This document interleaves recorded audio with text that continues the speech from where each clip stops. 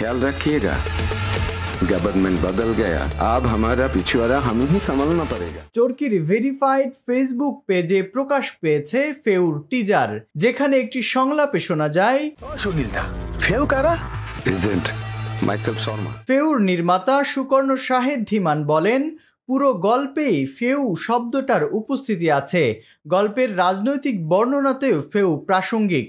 মানুষের স্বভাবজাত আতঙ্ক, ভয় যখন দৈনন্দিন হয়ে যায়, তখনও সেটা ফেউ শব্দ দিয়ে বোঝানো সম্ভব।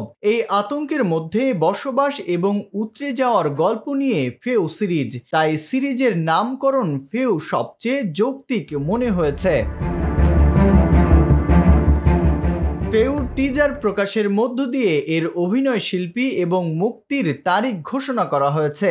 সিরিজটি চরকিতে আসছে 29 জানুয়ারি রাতে, আর এতে অভিনয় করছেন তারিক আনাম খান, চঞ্চল চৌধুরী, মুস্তাফিজুর নূর ইমরান প্রমুখ।